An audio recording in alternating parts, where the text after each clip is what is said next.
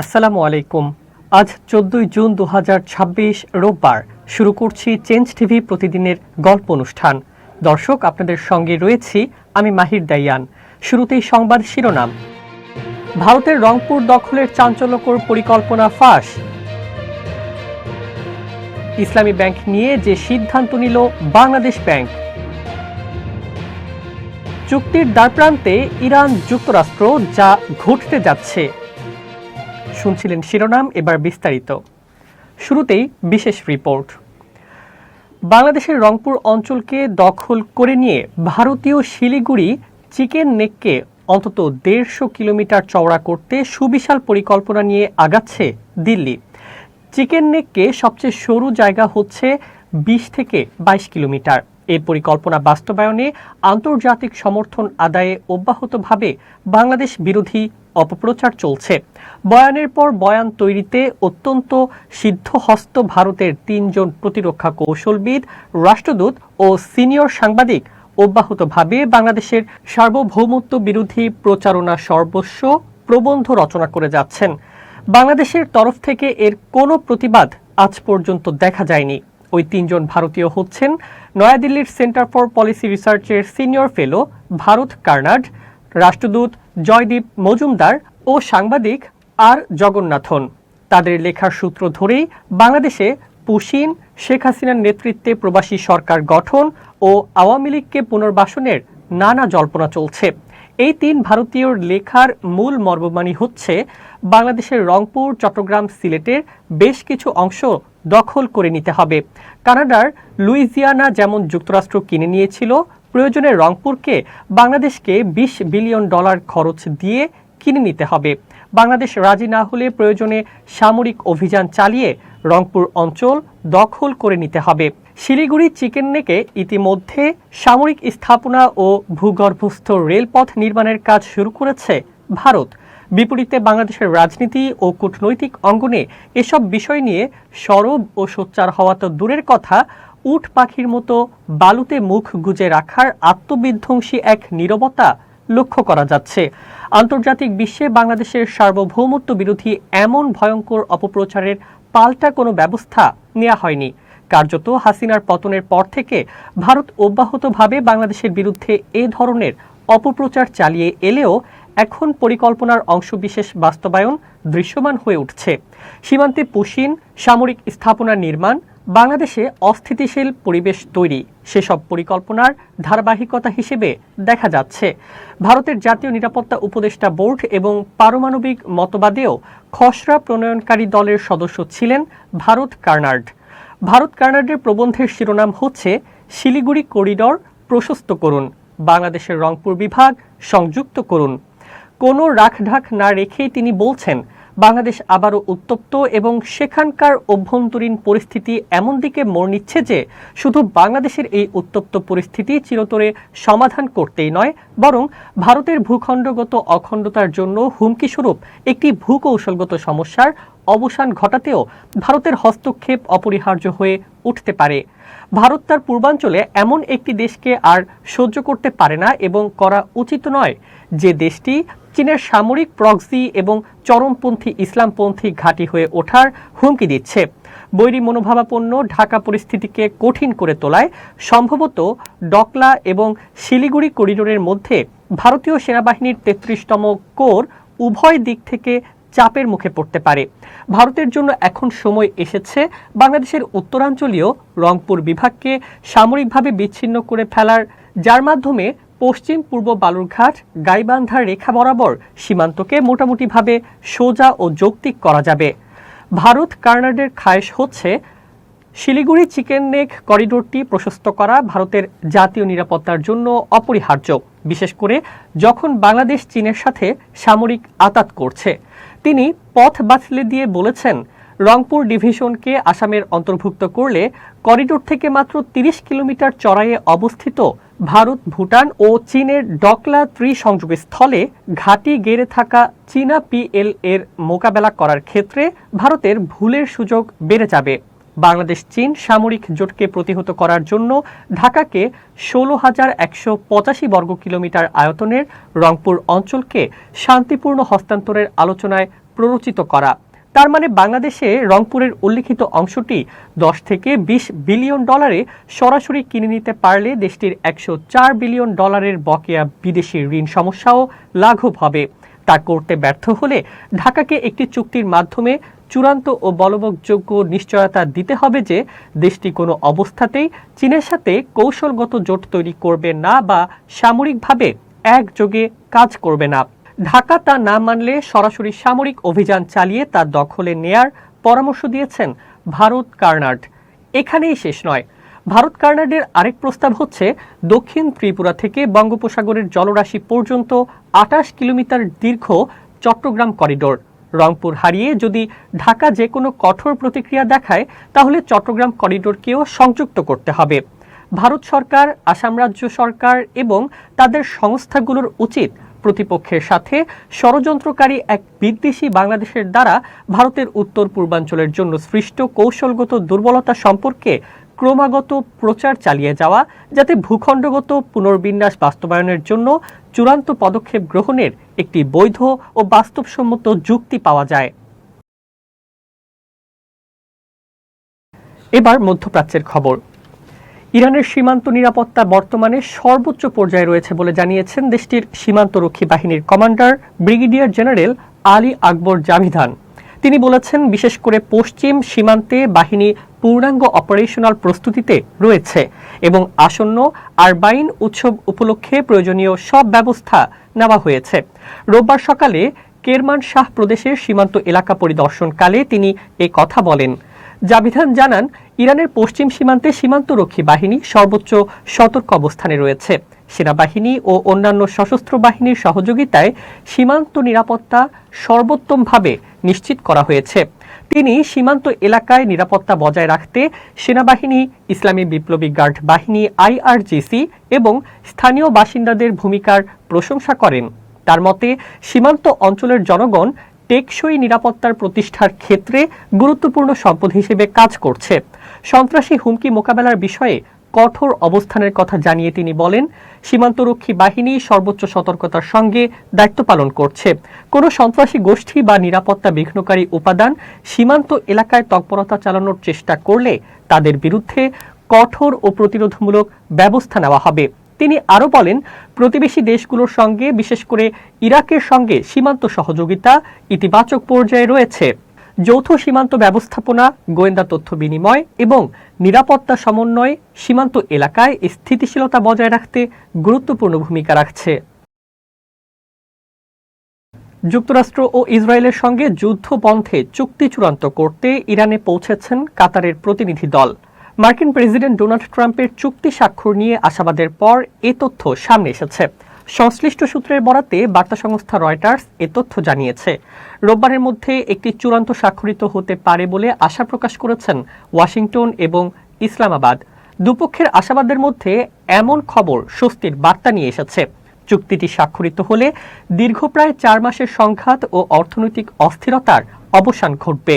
তবে ইরানি কর্মকর্তারা এই সময়সীমার বিষয়ে সন্দেহ প্রকাশ করেছেন।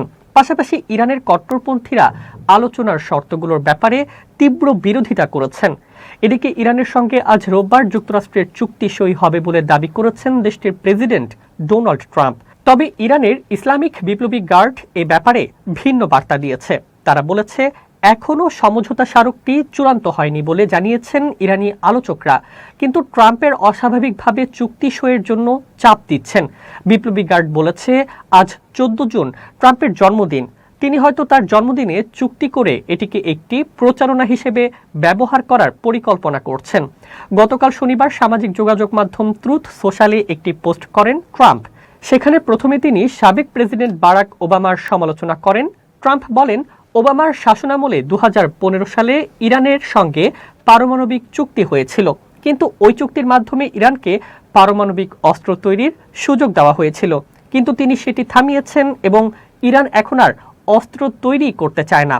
তারা ইরানের সঙ্গে অন্য সরকারের চেয়ে তার সরকারের সঙ্গে ভালো সম্পর্ক আছে বলেও দাবি করেন তিনি। ট্রুথ সোশ্যালে ট্রাম্প লিখেছেন, বারাক ওবামার ইরানের সাথে করা চুক্তিটি ছিল মূলত পারমাণবিক অস্ত্র বানানোর সহজ, সুন্দর ও মসৃণ রাস্তা। চুক্তিটা থাকলে ইরান 6 বছর আগেই পারমাণবিক অস্ত্র পেয়ে যেত এবং এতদিনে সেটা ব্যবহারও করে ফেলত। তিনি লেখেন, আগামীকালই অর্থাৎ রোববার এই চুক্তি সই হওয়ার কথা রয়েছে, আর সই হওয়ার সাথে সাথেই সবার জন্য হরমুজ প্রণালী খুলে দেওয়া হবে। ইরানের সাথে আমাদের সম্পর্ক এখন আগের প্রশাসনগুলোর তুলনায় সম্পূর্ণ আলাদা এবং অনেক গুণ ভালো। ইরানের উত্তর পূর্বাঞ্চলীয় শহর মাশহাদের পররাষ্ট্র মন্ত্রণালয়ের এক কার্যালয়ের সামনে ১৩ জুন সম্ভাব্য শান্তি চুক্তির বিরুদ্ধে বিক্ষোভ হয়েছে। যুক্তরাষ্ট্রের সাথে সম্ভাব্য শান্তি চুক্তি নিয়ে টেলিভিশনে পররাষ্ট্রমন্ত্রী আব্বাস আরাগচির দেয়া সাক্ষাৎকারের প্রতিবাদে বিক্ষোভকারীরা তার বিরুদ্ধে স্লোগান দেয়। ফার্স নিউজ এজেন্সির প্রকাশিত একটি ভিডিওতে দেখা যায়, ভবনের সামনে কালো চাদর পরা নারীরা লাল ও কালো পতাকা নেড়ে স্লোগান দিচ্ছেন। তারা আব্বাস আরাগচির বিরুদ্ধে ক্ষোভ প্রকাশ করে পররাষ্ট্রমন্ত্রীর অপমানজনক মৃত্যু হোক, সে একজন অনুপ্রবেশকারী, এ ধরনের স্লোগান দেন। এই বিক্ষোভ এমন এক সময় হয়েছে যখন মার্কিন প্রেসিডেন্ট ডোনাল্ড ট্রাম্প এবং মধ্যস্থতাকারী দেশ পাকিস্তান যুদ্ধ শেষ করার জন্য একটি শান্তি চুক্তির কথা বলছে। তবে ইরানের ভেতরে কট্টরপন্থী কিছু মহল এই চুক্তির বিরোধিতা করছে। তাদের দাবি, এই চুক্তি ইরানের স্বার্থ রক্ষা করবে না এবং হরমুজ প্রণালীতে তাদের কৌশলগত প্রভাব কমিয়ে দেবে। পাশাপাশি তাদের অভিযোগ, চুক্তি করতে গিয়ে ইরানি আলোচকরা অতিরিক্ত ছাড় দিয়েছেন। এর আগে রাষ্ট্রীয় টেলিভিশনে শুক্রবার দেয়া সাক্ষাৎকারে আরাগচি বলেন, আলোচনার টেবিলে থাকা চুক্তি অনুযায়ী যুক্তরাষ্ট্র ইরানের বন্দরের ওপর আরোপিত নৌ অবরোধ প্রত্যাহার করবে। এই অবরোধটি মূলত হরমুজ প্রণালীতে ইরানের আরোপিত অবরোধের জবাবে আরোপ করে যুক্তরাষ্ট্র। তিনি আরও বলেন, হরমুজ প্রণালীর প্রশাসনিক ব্যবস্থাপনা আগের মতো থাকবে না। তিনি এই পানিপথকে ইরানের অন্যতম গুরুত্বপূর্ণ প্রতিরোধের হাতিয়ার হিসেবে উল্লেখ করেন। সামাজিক যোগাযোগ মাধ্যমে ছড়িয়ে পড়া কিছু ভিডিওতে দেখা যায়, তেহরানের পররাষ্ট্র মন্ত্রণালয়ের সামনে লোকজন আরাগচি পদত্যাগ করো এবং গালিবাফ পদত্যাগ করো স্লোগান দিচ্ছেন।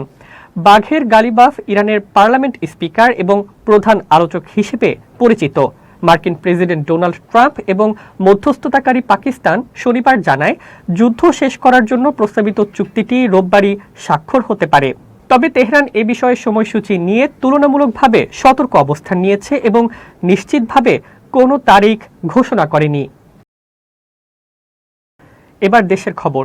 তারল্য সংকট কাটাতে ইসলামী ব্যাংককে ২৫০০ কোটি টাকা বিশেষ ধার বা তারল্য সহায়তা দিয়েছে বাংলাদেশ ব্যাংক।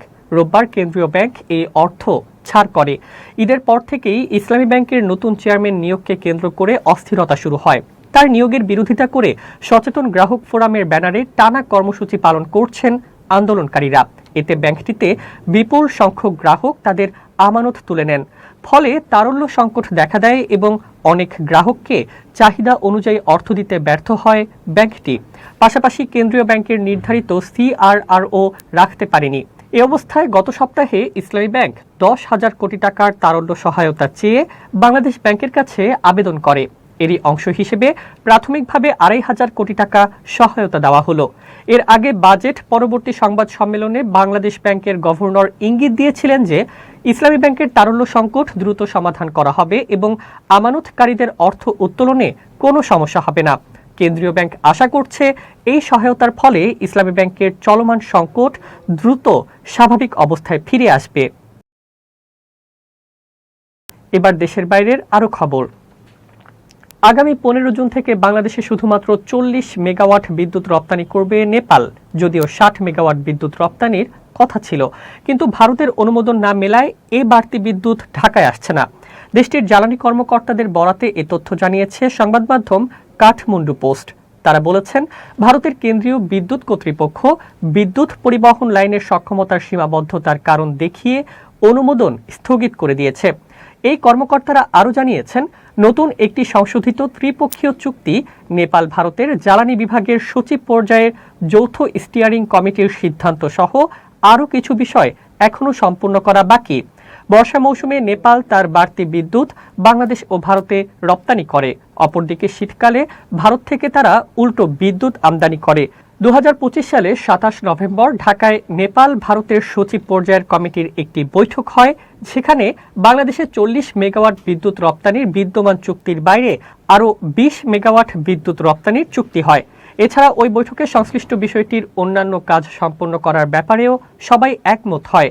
কাঠমান্ডু পোস্ট জানিয়েছে, নেপালের বিদ্যুৎ কর্তৃপক্ষ আনুষ্ঠানিকভাবে ভারতের বিদ্যুৎ বাণিজ্য সংস্থা লিমিটেডের কাছে বাংলাদেশে বাড়তি ২০ মেগাওয়াট বিদ্যুৎ রপ্তানির ব্যবস্থার অনুরোধ জানায়। কিন্তু ভারতের বিদ্যুৎ বাণিজ্য সংস্থা নেপালকে জানায়, বাংলাদেশ ভারতের মধ্যে প্রায় ১,০০০ মেগাওয়াট বিদ্যুৎ সরবরাহের যেই লাইন আছে সেটি দিয়ে বাড়তি বিদ্যুৎ সরবরাহ করা সম্ভব নয়। নেপালের বিদ্যুৎ কর্তৃপক্ষের বিদ্যুৎ বাণিজ্য বিভাগের পরিচালক বাহাদুর থাপা বলেছেন, এবার বাংলাদেশে শুধুমাত্র ৪০ মেগাওয়াট বিদ্যুৎ যাবে।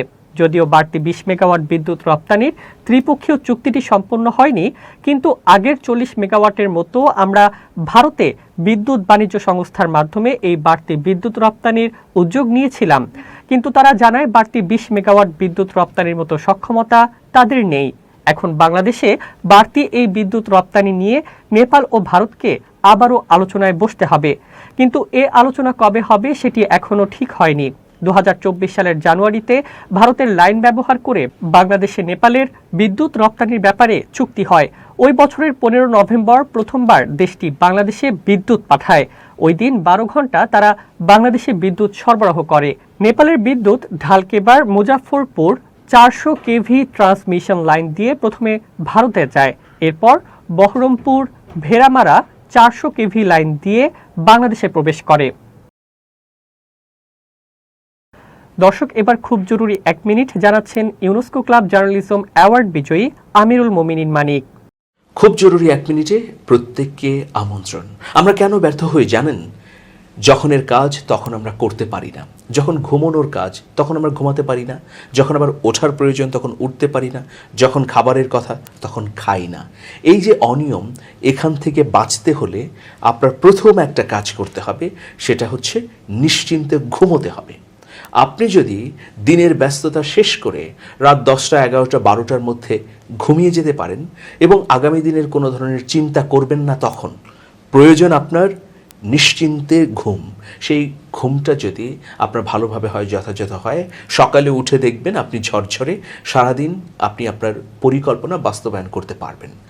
এর জন্যে একমাত্র গুরুত্বপূর্ণ বিষয় হচ্ছে ঘুমের ব্যাপারটি। সুতরাং আসুন আমরা রাত হলে নির্দিষ্ট সময়ে নিশ্চিন্তে ঘুমাই এবং প্রতিদিন সকাল থেকে দিনের কর্মঘণ্টা শুরু করি। সবাই ভালো থাকবেন, শুভেচ্ছা নিরন্তর। শেষ করছি চেঞ্জ টিভির প্রতিদিনের গল্প অনুষ্ঠান। changetv.press বাংলাদেশের ইউটিউব জার্নালিজমের অগ্রদূত। ভিজিট করুন এর ওয়েবসাইট www.changetv.press, ইউটিউব youtube.com/changetvpress এবং সাবস্ক্রাইব করুন চ্যানেলটি। নিয়মিত লাইক, কমেন্ট ও শেয়ার করে আপডেট রাখুন নিজেকে। ভালো থাকুন, নিরাপদে থাকুন, শুভেচ্ছা নিরন্তর। changetv.press, এক ফোঁটা হলুদও নেই।